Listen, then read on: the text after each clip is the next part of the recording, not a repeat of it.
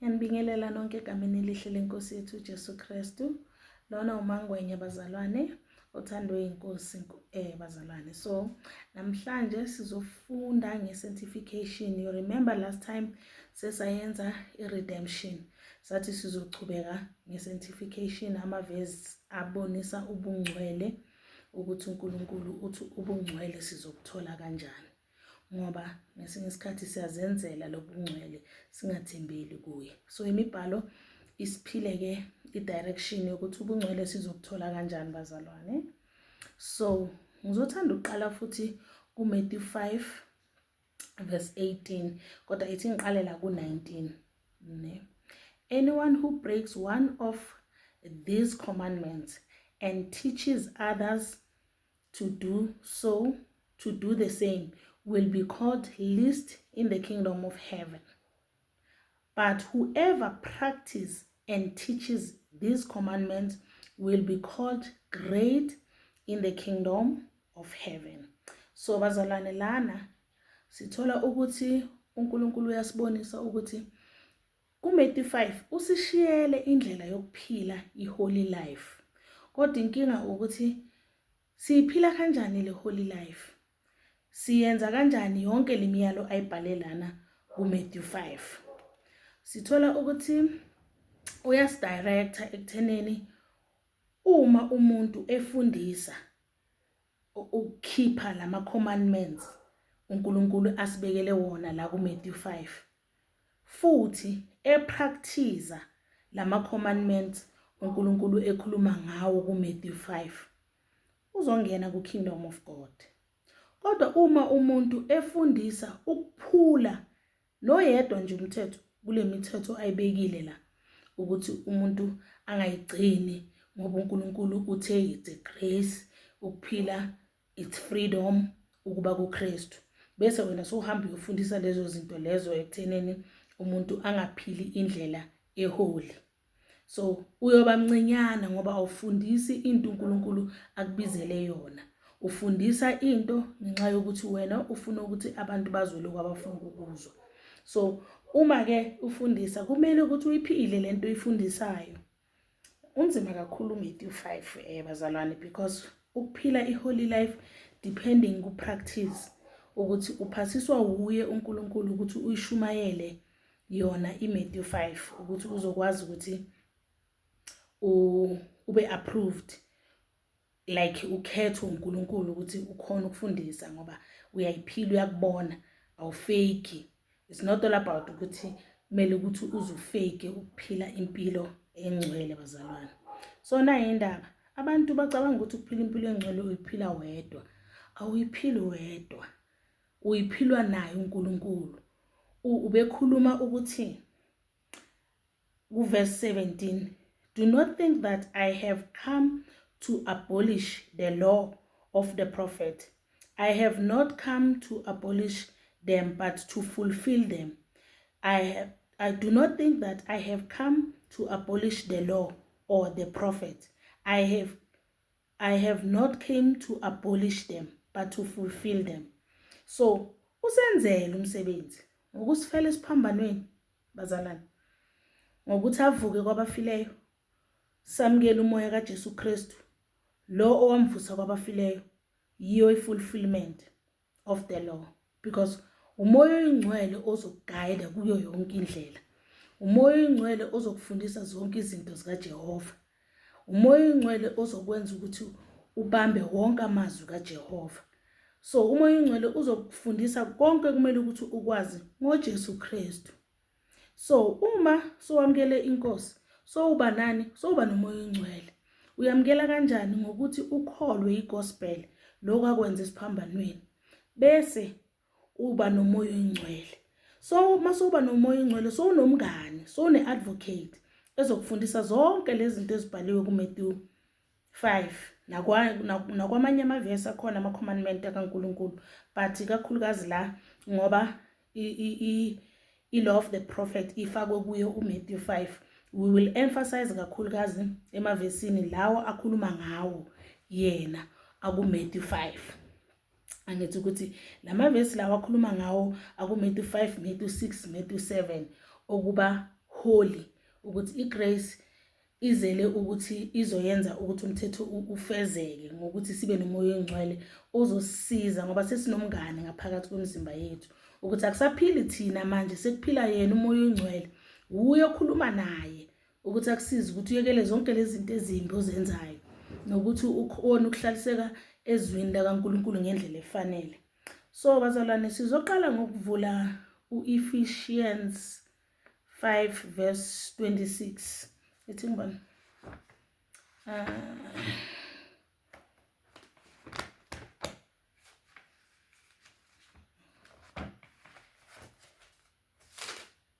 Okay, all right, asiqale ngokuvula uJohn bazalwane. uJohn 15 verse 9. Ithi, as the Father has loved me, so I have loved you. Now remain in my love. If you keep my commandments, you will remain in my love, just as I kept my Father's commandment and remain in his love. I have not told you this so that my joy may be in you. I have told you this so that my joy may be in you and that your joy may be complete. My commandment is this: love each other as I have loved you. Greater love has no one than this, to lay down one's life for one friend. Bazalwane, so uJesu Kristu usibonisa ukuthi uthando olukhulu yilo alibonakalisa ngokuthi asifele yena ngokwakhe, asibize nangabangani bakhe. You are my friends if you do what I commanded.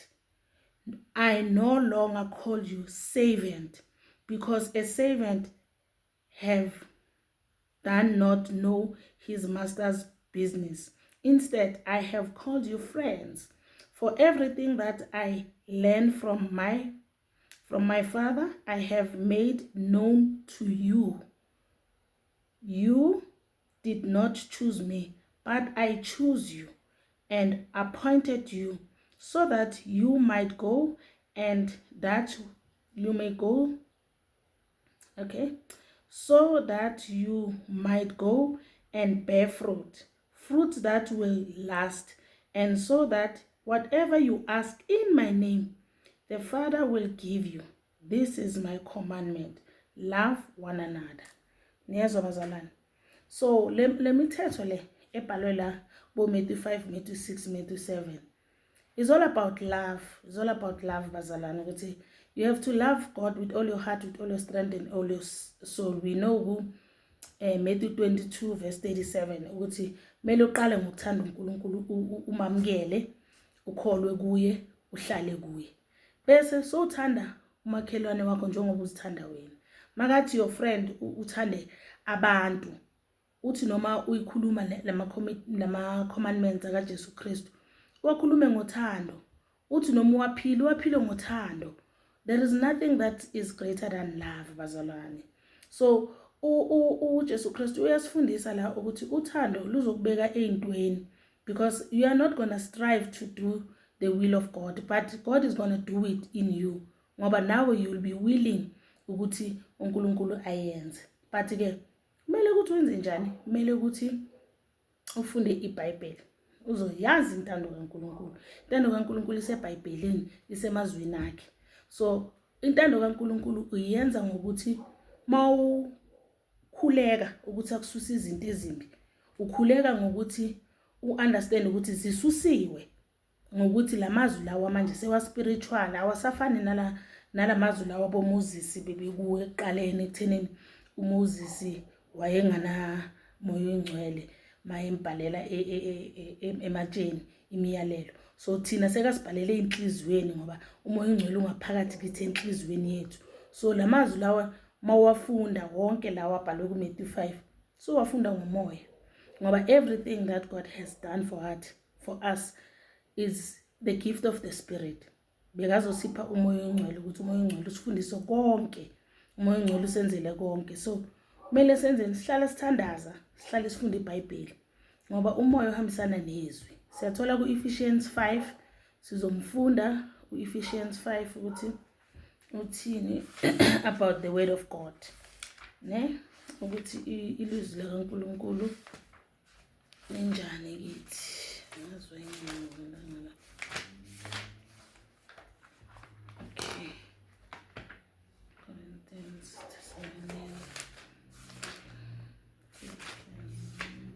so Ephesians 2:10. Okay, Ephesians 6:5. So Ephesians 5 verse 26, 22, and then this is 22, 23. Okay, asiqale la ku 25. Husband, love your wife just as Christ loved the church and gave himself up for her, to make her holy, cleansing her by the washing with water through the word. It's in husband, love your wives just as Christ loved the church and gave himself up for her, to make her holy, cleansing her by the washing with the water through the word, and presented her to himself as a radiant church, blemish, holy and blameless. In this same way, husbands ought to love their wives as their own bodies. Yes, bazalwane. So uNkulunkulu uyasibonisa la ukuthi siwasha ngesigezo sezwi ekutheneni uma sonile kumele ukuthi siye ezwini lakhe sicela intethelelo, izwi lakhe lisanele ekutheneni likwazi ukuguqula kule ndlela esingayo, ngoba amazwi akhe manje njengoba sesise covenantini yaka Christ awasafani namazwi ayebhalwe aboMoses ematsheni. So amazwi omoya. So now we have to read the word of God, ngoba siyathola nakubo Joshua ukuthi uyasho kuJoshua 8, Joshua 1 verse 8 athi, meditate to this book of law day and night, so that when the time of evil comes, you know how you're gonna stand. So mawunganawo amazwi ungalifundi iBhayibheli uzoguquka kanjani? Mzalwane? Because umuntu uguqulwa yizwi. Umuntu kumele abe umngani weBhayibheli, uthi noma uhleli ufunde nje imiyalo kaNkulunkulu ukuthi kumele ukuthi uhlale kanjani mawumuntu okhonzayo, understand mzalwane? So now sizothola ukuthi leli izwi likaNkulunkulu alihambi lodwa ukuze sikhona ukuthi sishintshe. Lihamba nani na? Lihamba nomoya, njengoba sishilo ukuthi umoya as kuJohn 14 verse 26 uthi, but the advocate, the Holy Spirit, whom the Father will send in my name, will teach you all things and remind you everything I told you. Uyabona mzalwane ukuthi ilizwi likaNkulunkulu lihamba nomoya oyingcwele. So umoya oyingcwele uyakufundisa lezi zinto uNkulunkulu azibhale ezwini. So mangakamukeli uJesu Kristu abe inkosi nomsindisi wakho, izwi likaNkulunkulu alihlali kuwe ngoba ayikho iadvocate. So iadvocate iyenza ukuthi lo mate njengoba athi ngizofulfilla I'm going to fulfill them ukuthi ilentuzana ilone nabaprofeti wenzeke manje lezi zinto abazikhulumile. Ukhuluma ngokuthi i-fulfillment is when the Holy Spirit is going to do it for you. You're going to be the friend of the Holy Spirit. You know, mangihleli ngesinye isikhathi I don't pray only, but I even speak to God. You have to have that relationship of saying, maybe uNkulunkulu amcela ukuthi ungiphizwe engazidila nalo ngale situation. Nkosi ngicela ukuthi ungisize, understand ukuthi lesimo ngisenza kanjani. Nkosi ngicela ukuthi ungincede. Ube umngani, mase umngani noNkulunkulu akusadingi nokuthi uze uthandaze lokho ukuthi uthandaza kumela ukuthi uze ekamereni urumela u12 o'clock urumela ini. So uvula iBhayibheli nje uNkulunkulu uzoguide, iHoly Spirit uzojohn bani verse bani bese uyafunda sothola impendulo zakho ke ngaleyo ndlela mzalwane. But mawungana relationship noNkulunkulu ngaleyo ndlela yokuthi umoya oyingcwele i-fulfillment of the scriptures, i-seal yamazwi kaNkulunkulu, then meaning usafanele ukuthi ufundiswe ngani ngegospel, ubelieve kugospel, ukholwe uNkulunkulu ukuthi uye wenza lo msebenzi, ngoba uPaul uyasho ukuthi akusaphili mina sekuphila uKristu ongaphakathi kimi. So wonke lamazwi abhalwe kuMatthew 5, Matthew 6, Matthew 7 amazwi ukuthi kukuphila uKristu, akusaphili wena. Dala bowuzenzela emandleni akho, self love, self motivation, self healing, self whatever nje ozenzela yona without God, because bengakabi neHoly Spirit uJesu Kristu. La bekaba prepare ukuthi manje sekuzoza ini umncedi weni, advocate ezonenzela yonke lento lengishoyo. Akusekho umuntu manje ozozivalela ekhoneni athi akakwazi ukuyenza lento, because unomngani la ngaphakathi. Akadingi ukuthi azafonela abafundisi ukuthi hey ngiyahluleka ukuyenza lento intando kaNkulunkulu, ngoba manje naku ngikhona ukuthi ungene ekamereni egumbini lakho, or umile, or uyahamba une friend emzimbeni wakho ezokwenzela. So namhlanje ngithi asithatheni uJesu bazalwane, asikhonzeni, asikhulekeni kuye ngaso sonke isikhathi, asikholweni ukuthi akazange afele ize, asazini ukuthi siphila noNkulunkulu, iba nomngani.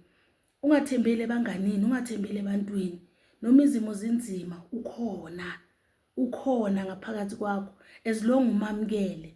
Wena ungakamamukeli sesekhona ithuba, mamukele nali ithuba, yamukela umngani, ungazoba wedwa, ngoba izinto angeke ukhona ukuzinqoba mawedwa. So ngizonishiya ngawo lamazwi, nginiphe nje ivesi lokugcina uAct 2 verse 33 uthi, by exalted to the right hand of God, he has received the Father's promised Holy Spirit, has poured out what you now see and hear. You understand? Ngokuthi ayesandleni sobunene sakaNkulunkulu ubabakhe, sekanikezwe isithembiso sakamoya oyingcwele, ukuze umoya oyingcwele ulethwe kithi ukuthi nathi siubone siwuzwe. So makadunyiswe uJesu Kristu bazalwane, kukhulu lokasenzele kona. Kukhulu ukuthi sazi ukuthi manje sesinomngani. Kukhona elinye elikuma Corinthians 3 ivesi I think likucala ku17 ukuthi now the Lord is spirit. Now he is the spirit, because manje sekahleli ku right hand side, uphiwa amandla manje ukuthi aphore le Holy Spirit kuwo wonke umuntu omkholwayo. So nawe ungasali mzalwane, iba noJesu uzothola umoya oyingcwele ukufundisa indlela yokuphila iholiness, ngoba iholiness iphilwa ngani ngesanctification. Isanctification iphilwa ngani ngezwi, izwi eliyini eliumoya oyingcwele, izwi lenkosi yethu uJesu Kristu. So umoya oyingcwele nezwi kuyahambisana bazalwane, from the beginning nje akuzange washiyana. Umoya oyingcwele ilizwi liyakhuluma, umoya oyingcwele wenze. So wena ilizwi malikhuluma la eBhayibhelini uhluleka upoint izwi uyezwini uthi inkosi ushilo ezwini lakho. Nangu uJesu Kristu siyamthola lapha entabeni uma ehasila noSathane. Uthi